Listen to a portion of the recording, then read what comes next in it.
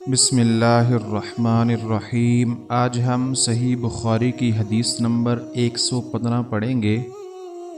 حضرت ام سلمہ رضی اللہ تعالی عنہا سے روایت ہے، انہوں نے کہا نبی کریم صلی اللہ علیہ وسلم ایک رات بیدار ہوئے تو فرمایا سبحان اللہ، آج رات کتنے فتنے نازل کیے گے اور کتنے خزانے کھولے گے۔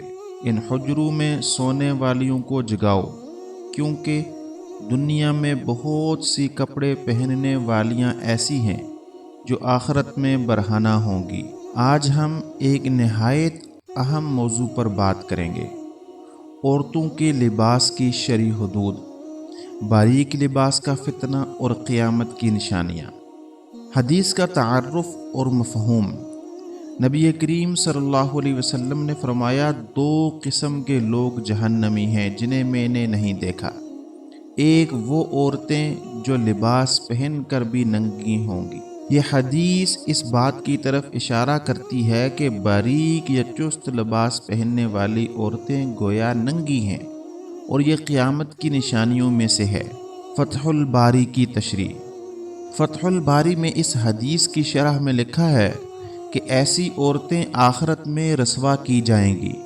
یہ وعظ رات کے وقت بھی کیا جا سکتا ہے، جیسے کہ نبی کریم صلی اللہ علیہ وسلم نے فرمایا۔ آج کا معاشرہ اور لباس کا رجحان۔ آج کل باریک اور چست لباس عام ہو چکا ہے، جو نہ صرف شرعی حدود سے تجاوز ہے بلکہ قیامت کی نشانی بھی۔ یہ فیشن نہیں بلکہ روحانی زوال کی علامت ہے۔ نیک بندوں پر رحمت، بدکاروں پر عذاب۔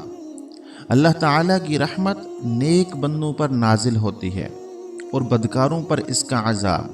جو لوگ شرعی حدود کا احترام کرتے ہیں وہ اللہ کے قریب ہوتے ہیں۔